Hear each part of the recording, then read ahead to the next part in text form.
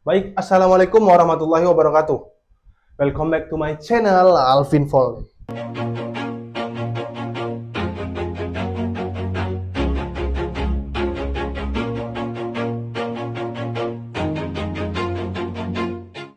Pada video kali ini, kita akan bahas salah satu dari tanda-tanda akhir zaman menurut ajaran Islam. Nah, yang akan aku bahas kali ini adalah sebuah cerita yang dimana kalau menurut aku ini emang cukup menarik ya, tapi nggak tahu, semoga kalian tertarik juga untuk mendengarnya. Langsung saja, yang akan aku bahas kali ini adalah Ya'juj dan Ma'juj. Tapi disclaimer dulu ya, informasi yang aku sampaikan di sini sebelumnya udah aku ambil dari ringkasannya Ustadz Khalid Basalamah dan Ustadz Rahmat Baikuni. Jadi bukan pendapat aku aja gitu ya, bukan asal ngomong ceplos-ceplos saja. Nah, dan pada video kali ini aku hanya menyampaikan ulang apa yang telah disampaikan oleh kedua ustadz tersebut. Langsung saja. Oke, pertama-tama kita merefresh dulu ya tentang tanda-tanda dari akhir zaman ini. Kan banyak tuh tanda-tandanya tuh. Yang akan aku bahas kan cuma satu, yaitu munculnya Ya'juj dan Ma'juj. Nah, untuk tanda-tanda akhir zaman yang pertama adalah dukhan atau kabut asap selama 40 hari. Terus kemunculannya Dajjal dan yang diiringi dengan turunnya Nabi Isa ke bumi. Yang keempat adalah yang akan kita bahas kali ini, yaitu kemunculan Ya'juj dan Ma'juj. Nah, yang kelima yaitu munculnya hewan melata pribumi yang bernama Dabbatul Ar atau Dabbah. Terus adanya matahari yang terbit dari arah barat. Adapun 3 gerhana matahari. Yang pertama, gerhana matahari di daerah barat, timur, dan jazirah Arab. Terus ada juga keluarnya api dari kota Yaman atau kota Aden. Adapun tanda-tanda tambahan seperti nanti munculnya seseorang yang namanya itu persis sama dengan nama Nabi Muhammad SAW, yaitu Muhammad bin Abdullah, yang atau kita kenal nanti dengan Imam Mahdi. Terus tanda-tanda selanjutnya hilangnya Islam, Al-Quran, dan orang-orang yang soleh. Itu hilang tuh nanti pada akhir zaman. Manusia kembali pada zaman jahiliyah, yaitu penyembahan berhala dan penghancuran Ka'bah oleh Zulkarnain. Nah, yang akan kita bahas kali ini kan Ya'juj dan Ma'juj yang aku bilang tadi. Apa sih itu Ya'juj dan Ma'juj? Kan kita kan belum tahu jelas nih kan Ya'juj dan Ma'juj, pokoknya inilah tanda-tanda akhir zaman gitu kan, kita nggak tahu secara spesifiknya itu apa sih Ya'juj dan Ma'juj itu. Dan jadi sepengetahuan aku yang udah dengar-dengar nih dari ceramah Ustadz Khalid Basalamah dan Ustadz Rahmat Baikuni, itu mereka sama-sama telah membaca buku karangan Syekh yang berasal dari Mesir yang berisikan ilmu tentang Ya'juj dan Ma'juj ini. Nah, pada nantinya dijadikan salah satu referensi Ustadz ini untuk menyampaikan ceramah tentang Ya'juj dan Ma'juj. Nah, menurut Ustadz Baikuni, Ya'juj dan Ma'juj sendiri masih jadi misteri. Kenapa? Karena walaupun sudah dijelaskan dalam Al-Quran, namun tidak dijelaskan secara eksplisit, tidak secara jelas, tidak secara detail. Masih samar-samar, belum ada informasi yang cukup jelas tentang Ya'juj dan Ma'juj itu. Adapun 2 hal tentang kemunculan Ya'juj dan Ma'juj dalam Al-Quran. Yang pertama, Ya'juj dan Ma'juj itu muncul pada zamannya Nabi Zulkarnain. Nabi Zulkarnain. Pernah dengar nggak sih? Pernah kan? Ya, aku pun sama, baru dengar Nabi Zulkarnain. Masih asing ya. Jadi untuk titel Nabi Zulkarnain ini masih menjadi perdebatan antara para ulama gitu. Ada sebagian yang mengatakan dia ini seorang nabi. Ada sebagian yang mengatakan dia ini seorang malaikat gitu. Dan ada juga yang mengatakan dia ini adalah orang yang alim. Nah, yang kedua, Ya'juj dan Ma'juj ini adalah sebuah suku yang dimana pada Quran Surah Al-Anbiya ayat 96 mengatakan bahwasanya Ya'juj dan Ma'juj ini akan menyebar ke seluruh pelosok bumi. Jadi kalau ditarik garis besarnya, dia ini adalah suku gitu, nggak lebih, cuman suku. Menurut Ustadz Baikuni nih, Ya'juj dan Ma'juj itu merupakan keturunan dari anaknya Nabi Nuh. Anak Nabi Nuh kan ada 4 nih, tahu nggak? Yafid, Sam, Ham, dan Kan'an. Yang beriman kan cuma 3, satunya nggak kan, Kan'an? Dia ikut ditenggelamkan oleh Allah saat banjir bah pada saat itu. Nah, yang selamat 3 orang. Mereka berlabuhlah pada saat itu dan menjadi awal mula peradaban baru.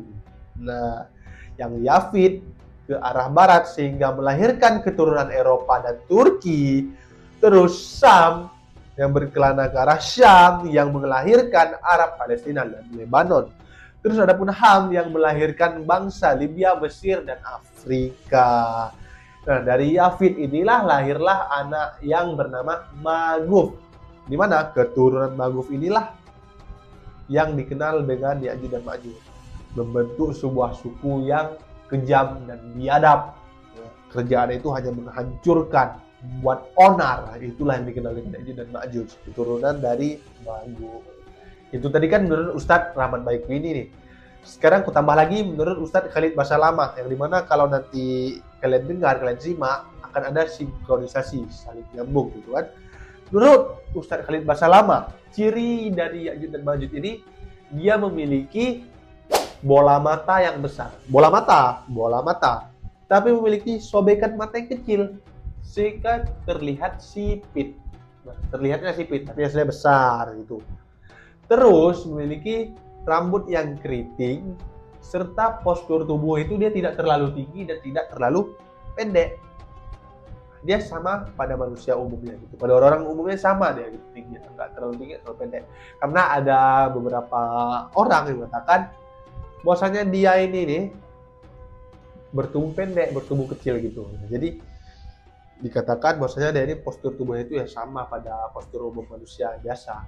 Terus Ustadz Khalid Basalamah mengatakan bahwasanya Ya'juj dan Ma'juj ini dia tidak mau berbaur dengan yang lain. Dia hanya berbaur pada sukunya itu, pada 2 suku cuma Ya'juj dan Ma'juj, nggak pada lebihnya. Terus dikatakan bahwasanya Ya'juj dan Ma'juj ini bisa mati kalau memiliki 1000 orang anak. Kalau belum memiliki 1000 orang anak, dia nggak bisa mati. Jadi kesimpulannya, kalau kita tarik garis besarnya, Ya'juj dan Ma'juj ini hanyalah sebuah suku. Jadi sekarang dikisahkan bahwasanya Ya'juj dan Ma'juj ini sedang dikurung oleh Nabi Zulkarnain. Aku manggilnya Nabi Zulkarnain aja ya, karena Ustadz Khalid Basalamah memanggilnya juga Nabi Zulkarnain.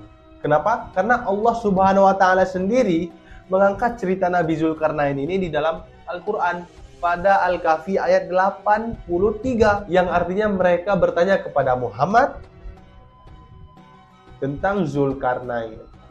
Katakanlah, akan kubacakan kepadamu kisahnya. Dan Allah Subhanahu wa Ta'ala memberikan beliau banyak sekali mukjizat. Dan di antara mukjizatnya yaitu menahan Ya'juj dan Ma'juj di saat mereka ingin membuat kerusakan. Oke, masuk lagi kisahnya. Dikisahkan Nabi Zulkarnain itu telah diberikan oleh Allah Subhanahu wa Ta'ala kekuasaan, anak buah, persenjataan yang kuat, dan juga kecerdasan yang luar biasa. Beliau menjadi pemimpin yang adil di muka bumi ini.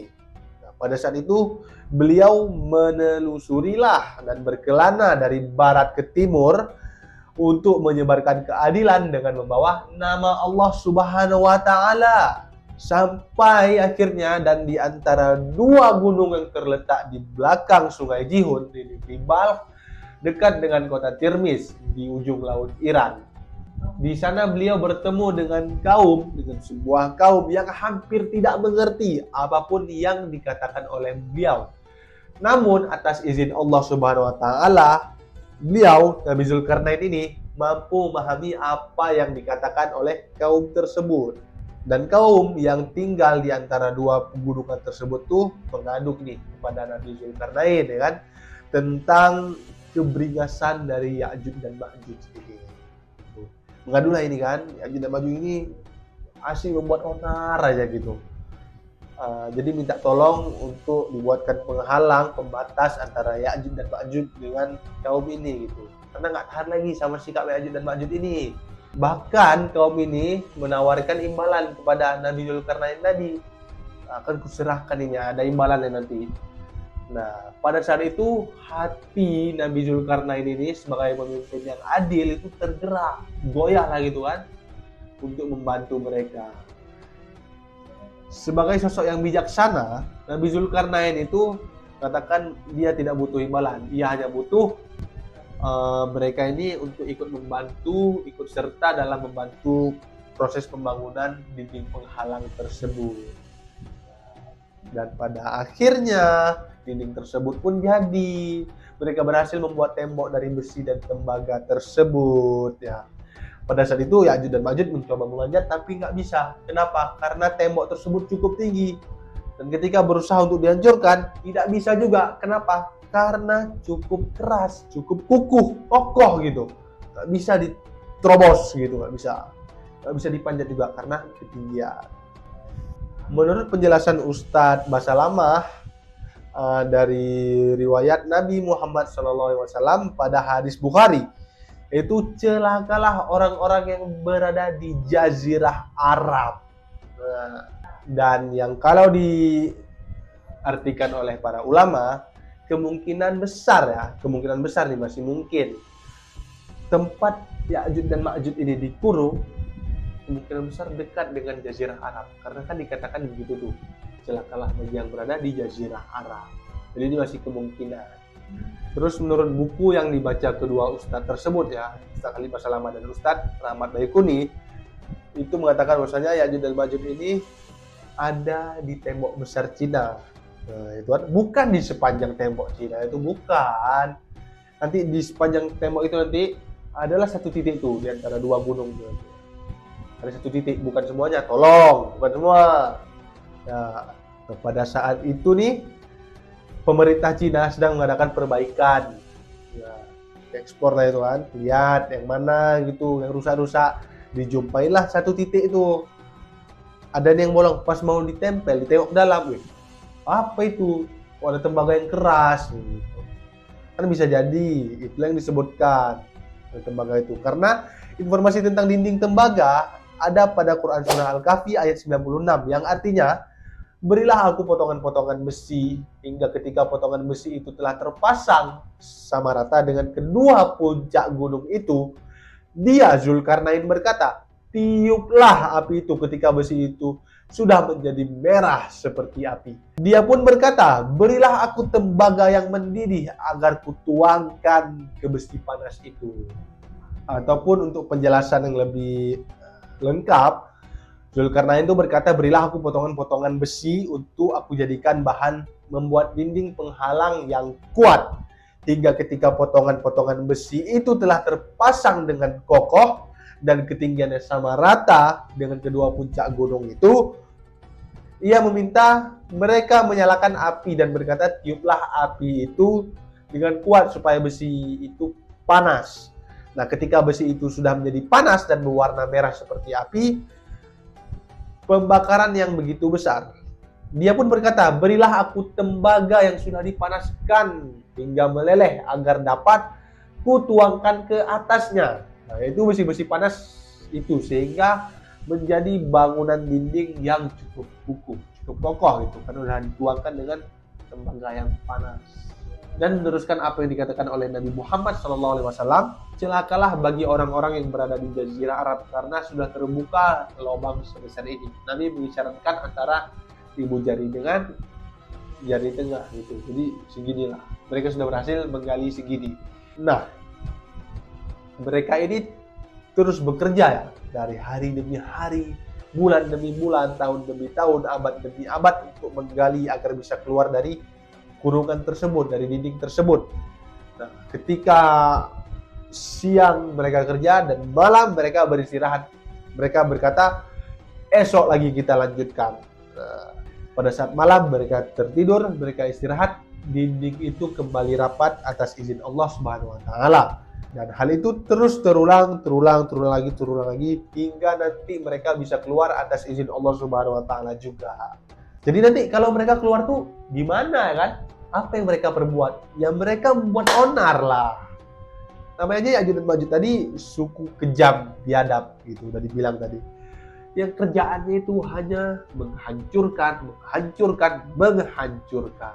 Pada saat mereka keluar nanti, mereka akan membuat kerusakan, membuat onar, mereka membunuh orang-orang yang bukan dari golongan mereka. Mereka turun itu, jika mereka lihat ada orang yang bukan dari golongan Ya'juj dan Ma'juj, bukan dari golongan mereka, tewas, dibunuh oleh mereka. Nah, itulah yang akan diperbuat oleh Ya'juj dan Ma'juj ketika keluar dari dinding penghalang tersebut. Berbeda halnya dengan Dajjal.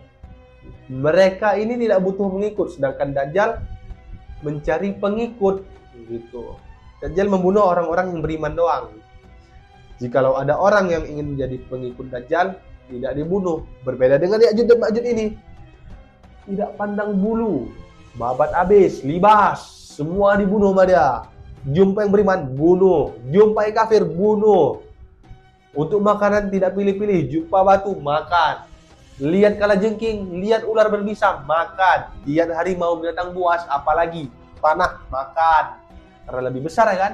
Gak pandang apa-apa orang nih, semua dibabat habis. Itulah Ya'juj dan Ma'juj ini. Sampai nanti ada hadis tambahan yang menceritakan bahwasanya ketika mereka turun gunung itu, mereka kan kehausan ya.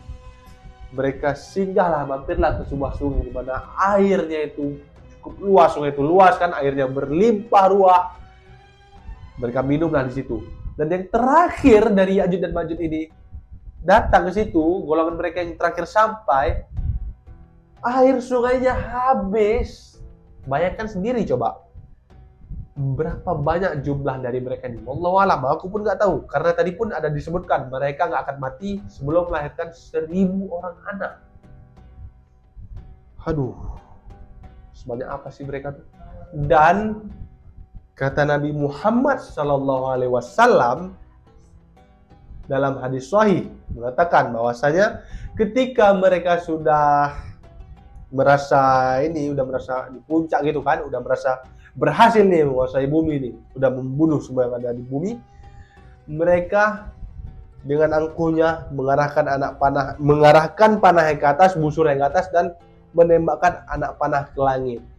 Pada saat itu juga Allah mengirimkan fitnah ketika anak panahnya jatuh, anak panah itu berlumuran dengan darah, sehingga mereka sudah berkata, aku berhasil membunuh semua yang ada di bumi dan semua yang ada di langit. Angkuh sekali bukan? Dan di saat ini terjadi, Allah Subhanahu wa taala mengizinkan Nabi Isa untuk berdoa kepadanya untuk memusnahkan Ya'juj dan Ma'juj ini. Nah, sebelum itu kita ulang lagi dikit ya, karena tugas Nabi Isa ini kan nggak cuma untuk membunuh Dajjal nih. Awalnya kan diutus Nabi Isa turun lagi untuk membantu Imam Mahdi memerangi Dajjal. Kalah si Dajjal. Nah, terus Allah mengatakan kepada Nabi Isa, wahai Isa, akan aku keluarkan hamba-hambaku yang dimana di antara kalian pun tidak akan mampu untuk mengalahkannya. Jadi Allah menyuruhkan untuk Nabi Isa bersama pengikutnya naiklah ke Gunung Tur yang berada di Palestina. Nah, Nabi Isa itu bersama pengikutnya pun naiklah tuh kan ke Gunung Tur di Palestina tuh, rame-rame tuh, mengungsi dari serangan Ya'juj dan Ma'juj. Emang karena nggak bisa dikalahkan gitu. Allah sendiri yang udah mengatakan kepada Nabi Isa. Pada saat inilah Nabi Isa diizinkan berdoa untuk memusnahkan Ya'juj dan Ma'juj. Atas izin Allah kan, akhirnya berdoa, dikabulkan oleh Allah Subhanahu wa taala, dikirimkanlah hama. Hama apa tuh? Ada yang mengatakan hama ini cacing, ada juga yang mengatakan hama ini serangga gitu. Satu orang satu Ya'juj Ma'juj itu satu gitu. Kasihlah hama tuh, terus mati secara serentak, mereka mati nih semua, mati semua gitu. Dan akhirnya Allah mengutus burung yang berleher panjang, berceker panjang, berparuh besar untuk mengambil jasad bangkai dari Ya'juj dan Ma'juj, dibuanglah ke lautan. Pada saat itu Nabi Isa juga berdoa lagi kepada Allah Subhanahu wa taala agar membersihkan muka bumi ini. Ya, dibersihkanlah itu. Allah menurunkan hujan, bersih, kotor-kotorannya Ya'juj dan Ma'juj itu bersih juga, darah-darahnya itu, dan bumi kembali subur. Loh, kok kembali subur sih kan? Bukannya udah kiamat? Belum kiamat. Ini kan masih tanda-tanda dari akhir zaman menurut ajaran Islam. Sebab ini baru tanda-tanda keempat. Dukhan, Dajjal, Nabi Isa, Ya'juj Ma'juj. Belum lagi keluarnya hewan melata pribumi, Dabbah. Mungkin cukup segini aja video pada malam ini. Lebih kurang aku mohon maaf jika ada kesalahan kata, kekurangan informasi, atau perlu informasi tambahan, bisa komen di kolom komentar di bawah ini. Sekali lagi mohon maaf kalau ada salah kata. Wassalamualaikum warahmatullahi wabarakatuh.